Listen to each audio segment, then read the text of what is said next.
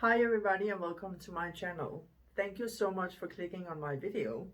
If you're new here, my name is Leah and most of my videos are focused on unsolved crimes and mysteries. If you're a returning subscriber, welcome back. You know I'm always happy to see you. So today we're going to be talking about Chris Watts, and that's actually one of the cases that I promised myself when I started as a YouTuber that I wasn't going to touch it because it's been talked about so many times. There's so many theories and stories out there, and I was like, no. It's a very tough case to cover, so I actually lit a candle for all of them today. The big one for Shanann and 3 small candles for Nicole, Celeste and Bella, and I put a small cross. Just light a candle for them. I just have one question for now. Why is Nicol Kessinger walking the streets? I don't understand that. To me, it's very, very clear that she's involved in this. And I wasn't, like I said, I wasn't actually going to cover this case, but last week I saw a YouTuber that I had never seen before. His name is, oh, I hope I pronounce it correctly. It's something like ZOWOKI? ZOWOKI. It's a very funny name. ZOWOKI, I think I think it's ZOWOKI. No, I mean, no disrespect, but I am pretty sure it's ZOWOKI. And this guy, you should go watch his channel. I'm gonna put a link down below. He is amazing. He is 1,000,000% sure that Nicol Kessinger, she is the one that took the lives of Cece and Bella, and Chris is covering for her. And you can't check his opinion. Not at all. He is convinced, and just that he keeps going just made me want to check this case again. I'm not going to cover the full story. So if you're ready, let's do this.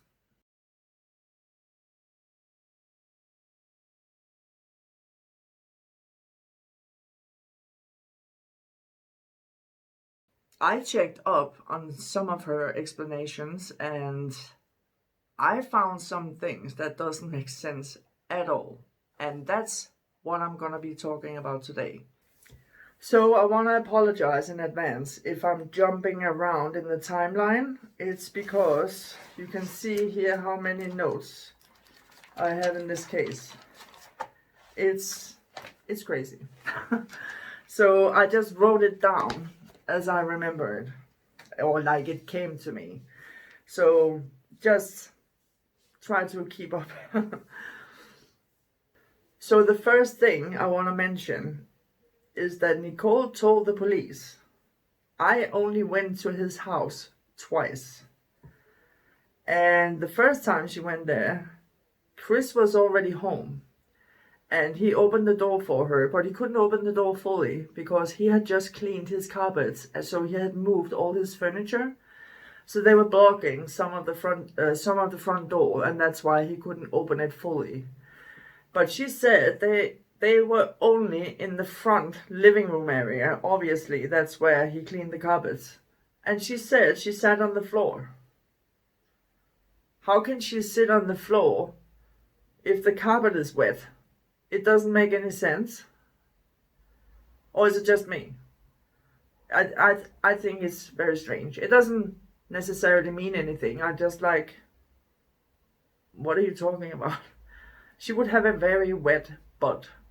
Anyway, the second thing I want to mention is that she said the first time she went there, she was there very, very brief. She said that to the police. Very, very brief. And to me, very, very brief is very, very fast. It's like in, out. Very fast, like half an hour maybe. But she went there early to help him set up a fitness app. And when they were done, he asked her if she wanted lunch. And I'm like, excuse me, lunch? That's not brief. That's like minimum 2-3 hours. That's definitely not brief. And they had chicken and carrots because that's all he had. Oh God. So anyway, she said the second time she went there, this one is really, The second time she went to his house, they went through the garage door and they were not going to stay there. They were heading somewhere else and they just stopped by really brief. They only stayed there very briefly again. And that's where Nicole saw that beautiful family picture and she got that guilt trip. This is a beautiful house. Oh my God, his wife is so beautiful and the kids, they're so cute. The house is beautiful and he has an amazing job. How can he leave all this? And I was like, where did you see that picture? So I decided to look up the video where the canines and the police walks in with body cams. Because when the police walk with body cams, they are videoing every single angle. So I looked up the video and I set my computer to do the video in slow motion so I didn't miss anything. It took forever, but believe me, it was worth it because as soon as you walk in the front door, on the right side, there's two couches leaning up against like a corner, so it makes like an L. And behind the couches in the corner, there's a small table with a small photo frame with 3 small pictures in it. And I couldn't really tell what kind of pictures it was, but I definitely don't think it was them. And then they walked around the ground floor to the kitchen, to the hallway, everywhere. There's no family pictures. There's normal paintings and pictures, you know, like for decoration things, but no family pictures. So where did she see this picture? Anyway, I followed the canines and the police upstairs, and I saw on top of the stairs, there's a bookcase, a bookshelf thing. There was a photo frame, but there's only one person on that photo frame, and I was like, okay, it's definitely not that one. Then they went to their bedroom, but she said she had never been in their bedroom. Right. Anyway, there's 3 or 4 photo frames in the bedroom, and I tried to take screenshots of the photo frames. I don't know how well they turned out. And from there, they went to Bella's room, and guess what? On Bella's wall, on the left side, there's 2 huge family photos with Chris on his knees kissing Shanann's belly because she's pregnant. And I think the other one was the whole family. Is that the picture that Nicole had seen? And what was she doing in Bella's room? She said she had only seen the playroom. And I'm like, I never went upstairs. I never saw the bedroom. I never saw anything. I only saw the kids' playroom. What was the reason that you went up there to see their playroom? That's ridiculous.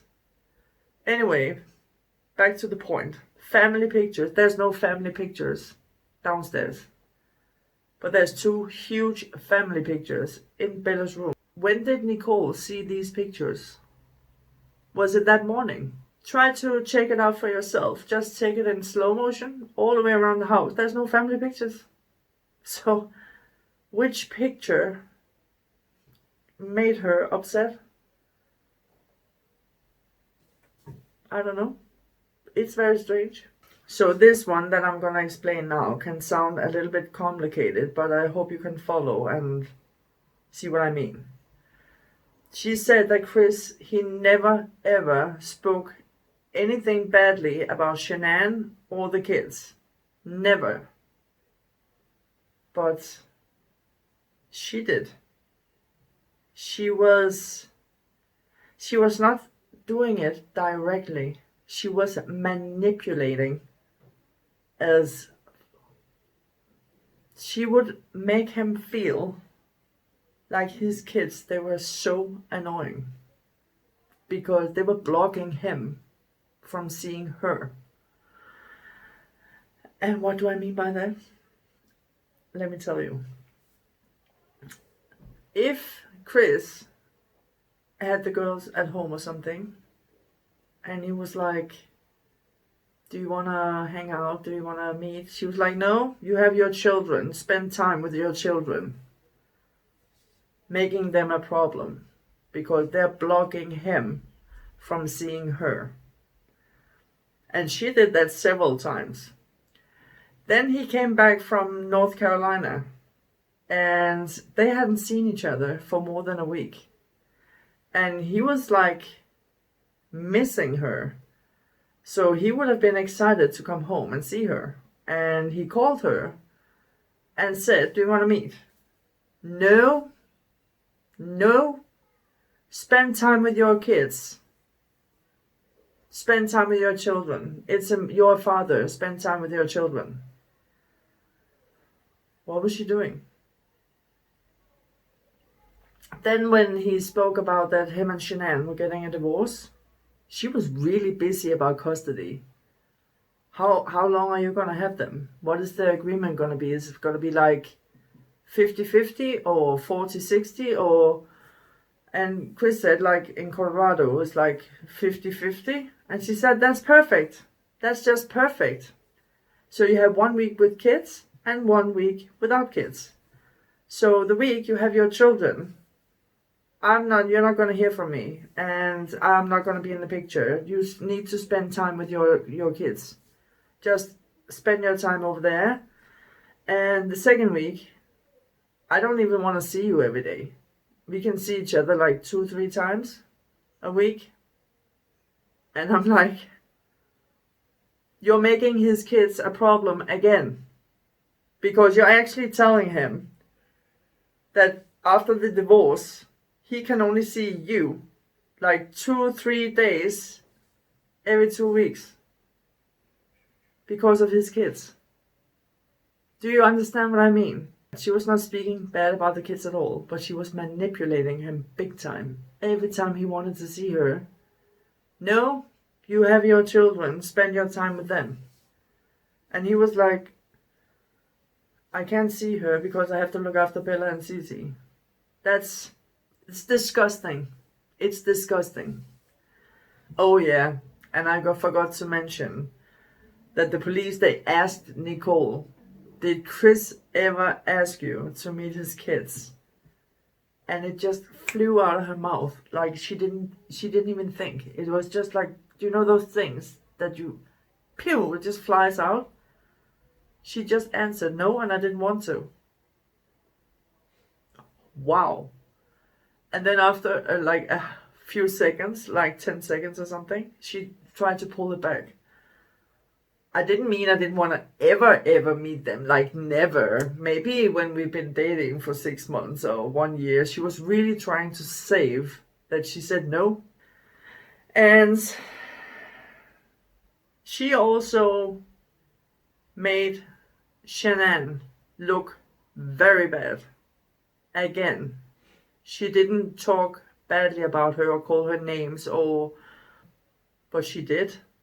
Manipulating. Huge manipulation.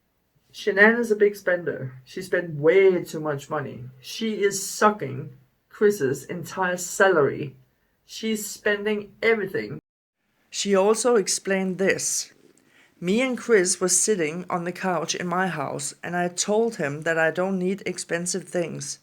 My home is so pretty and all my things are either super discount or secondhand shops. It's not the things and decorations you bring into your home. It's the love and the warmth that makes it a home. And Chris just collapsed on my lap. And he said, you are so different and special. And I just let him chill there while my hands were in his hair. And she looked at Kevin and said, I'm telling you, he literally collapsed into my arms while giving me the most genuine hug I ever gotten from a man. So which one is it? Did he collapse on her lap or did he collapse in her arms? Make up your mind. You're so different and you're so special. I'm sorry. What is she doing? She's making Shanann look horrible. She doesn't listen to him. She's putting him down all the time. She's really bossy. And she pretends to live a fancy life even though they can't afford it. Chris is not allowed to have an opinion. They never go out. They never travel. Wow, what a horrible woman. They're living a family life and 2 kids. They're not free to live their life as a single person. But she took advantage of that because she wanted to be with Chris. Another thing I want to mention is Nicol Kessinger explained to the police many times, actually. She mentioned it many times. I was begging Chris to fix things with his wife. I wanted him to fix his marriage because they already had everything. They had a beautiful home. They have 2 beautiful children. And why would you want to let that go? Just fix your family, sort things out with your wife. I kept pushing him, talk to your wife, try to fix things. And I'm like, if you truly, really feel like that, why didn't you back off and leave him alone? Why did you keep sleeping with him, go out with him? Why keep doing that if you at the same time are pushing him to fix his marriage? If you really mean that, you should cut him off and cut all contact and never see him again. It's like double moral. You can't do that. It's like, fix your family, but come here, come. And the police actually said to her, did he tell you where his kids go to school? And she said, no, he wouldn't tell me. Why wouldn't he tell her? Maybe because he knew she was already stalking Shanann online in her live videos, putting all those mean faces. And she didn't want him to stalk his kids as well. But anyway, she kept pushing him with apartments. And she actually said to him, I actually found some apartments that we can go look at. I can come with you if you want. Like pushing. And in one interview, she says that Chris had told her he actually found some apartments that he wanted to look at. And she offered to go with him. But in another interview, she says, Chris didn't really find any apartments that he liked. So which one is it? Did he find some or didn't he? But I just feel like over here, she's pushing him. Please fix things with your wife. Talk to your wife. Go to North Carolina. Have a talk with her. Try to fix things between you. And pushing. Please fix your marriage. And in the middle, she's like, you need to move fast. Your house is going to sell like this. We need to find you an apartment. I will help you. And she's so busy online looking for an apartment for him. And I'm like, if you really want to push Chris into saving his marriage and his family, you would back off and leave his life. You can't ask him and beg him to fix things with his wife and then keep sleeping with him and seeing him. That's like, how does that go? It's not normal. It's not normal behavior.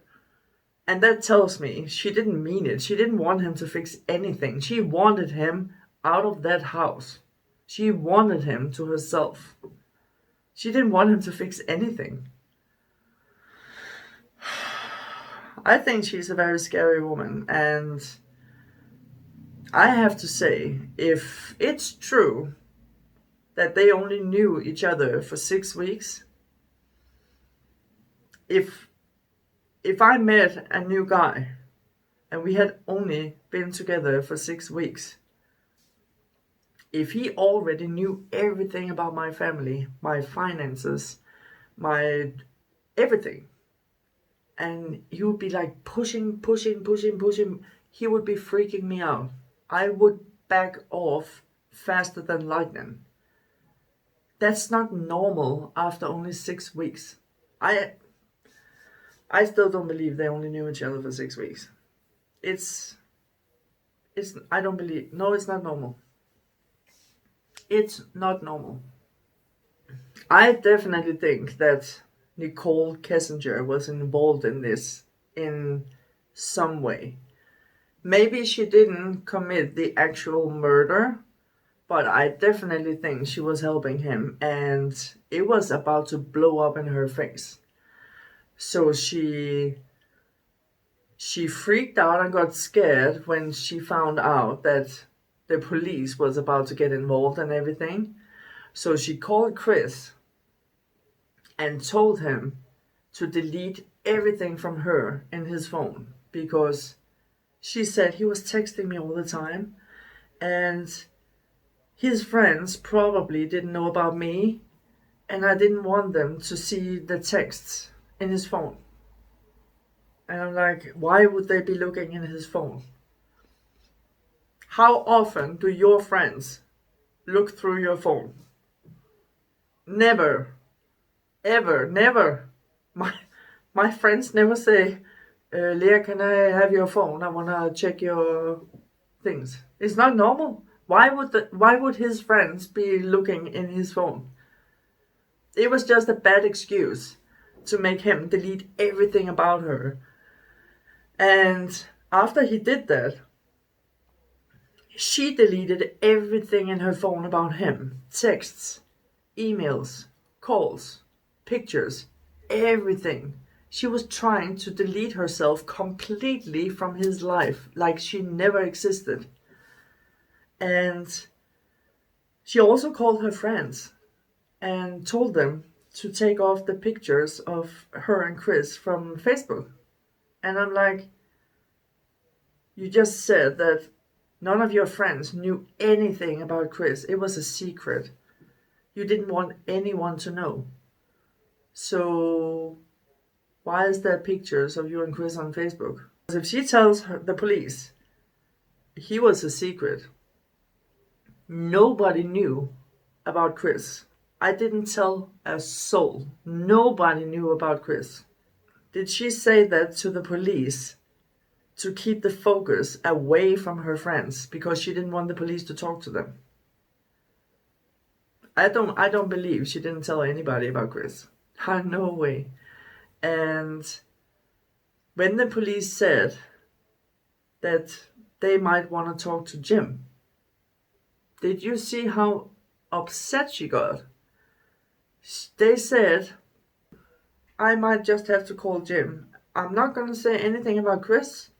I will just need to verify that you came home that day at 3:45, and that's it, nothing else. She became, leave Jim alone. Just leave him out of it. Leave Jim alone. Please don't involve him. He doesn't know anything about this case.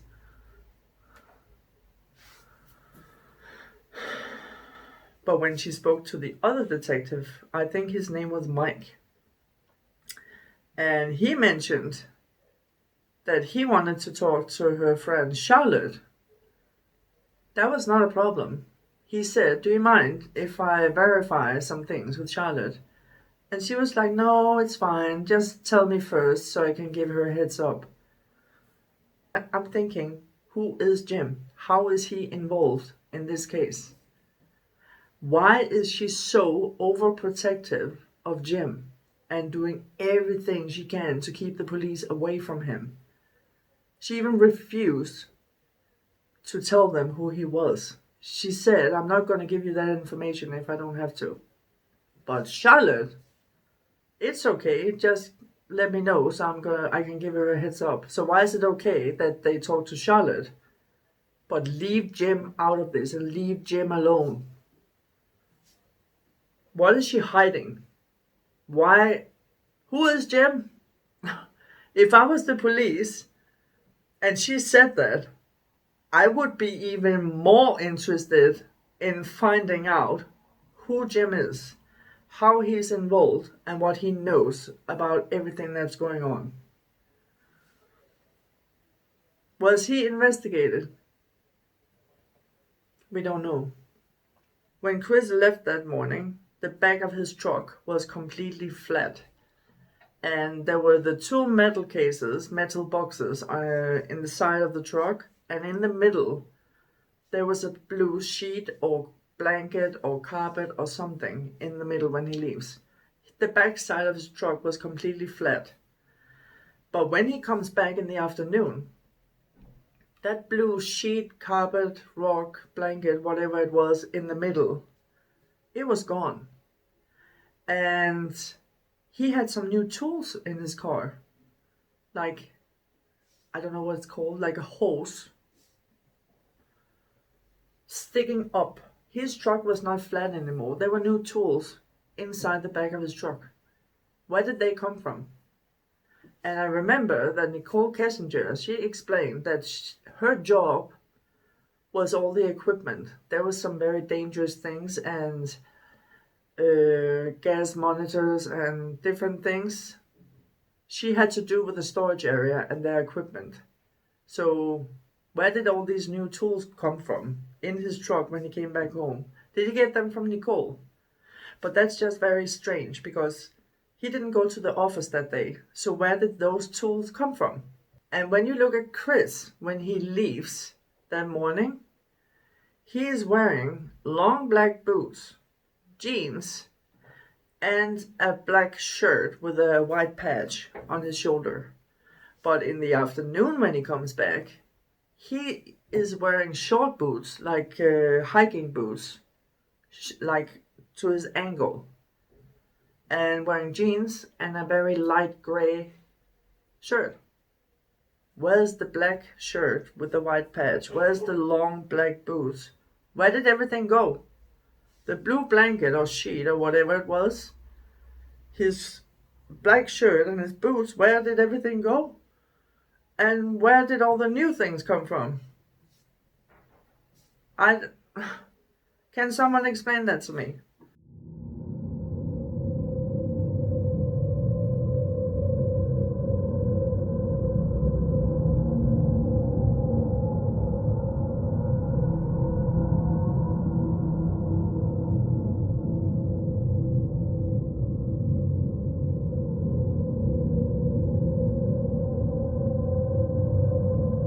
So now I want to talk to you about what I think happened that morning. I know that Chris says that he smothered the girls. Then he killed Shanann, and while he was wrapping her in a sheet, the girls woke back up and came in the bedroom and saw him doing this. I think Cece didn't wake up again. Bella woke back up and came into the bedroom while he was wrapping Shanann in the sheets. And he brought Shanann and Cece to the garage, and he put Bella in Shanann's car in the passenger side. And he loaded his truck with Cece and Shanann. And I kind of believe that he put both Shanann and Cece in the back area and wrapped them up with that blue blanket, sheet or rock or carpet or whatever it was, the blue thing. And he put Bella in the truck because the only time you see him carrying anything to that truck is when Bella comes running after him and he picks her up and put her in the truck.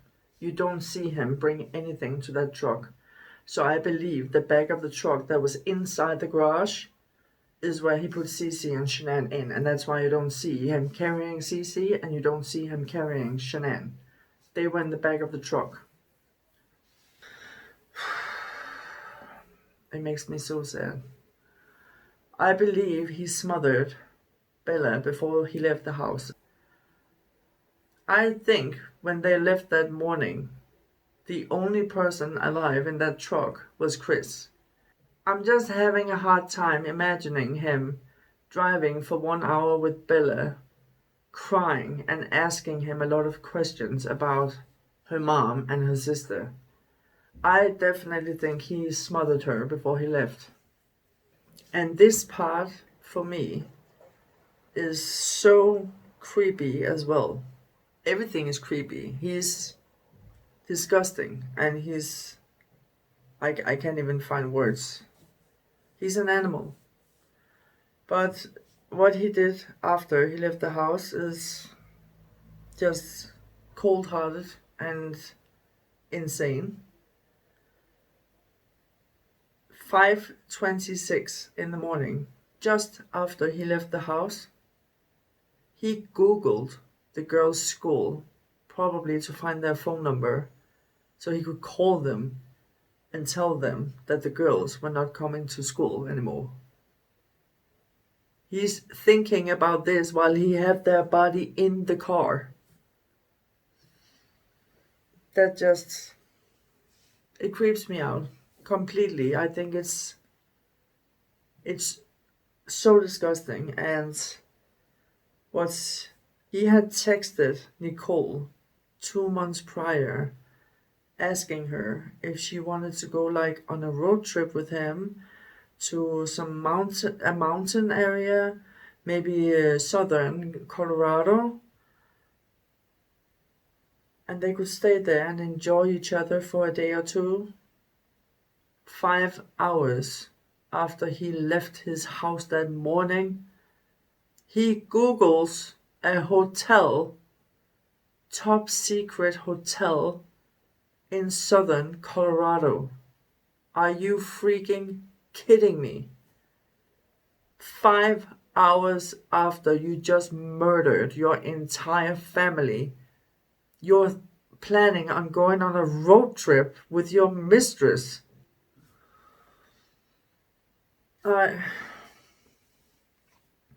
No. That's just, I can't even find words. And it's so ironic because in a lot of his cards, do you know what he's texting her? You take my breath away. How creepy is that, thinking of what he did to his family? Creepy. Then when she was in the police station being interviewed by Kevin Kovac, I think it was, he asked her, is there anything else you remember, anything? And she's like, oh my God, I just remember something. Oh, I have to tell you, I can't believe I'm telling you this.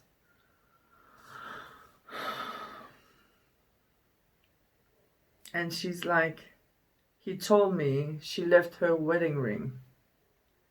And he asked me how much it was worth. And she was like, that really freaked me out. It was so scary and it was so creepy and I didn't know what to do. So I just said, pawn it, man. Do you think that's a normal reaction? A normal reaction if you get scared or you get freaked out or creeped out by him saying that, you would be like, what are you doing? What are you doing? Don't talk like that. Your wife is missing. Your children are missing. How can you even talk about the wedding ring now and how much it's worth? That's just very disgusting. But she shouted, I don't know what to say. Just pawn it, man. Like, sell it. Cold-hearted biatch. Sorry. But, and she suddenly remembered that. That wouldn't be anything that, like, I would forget. That would be so creepy and scary. I would definitely not forget that for the rest of my life, I think. What do you think? So that's it for today's video. I want to thank you all so much for watching. Please let me know in the comment section down below what you think, and don't forget to push that subscribe button and the notification bell so you don't miss any of my uploads. So until the next one, take care and stay safe. Bye.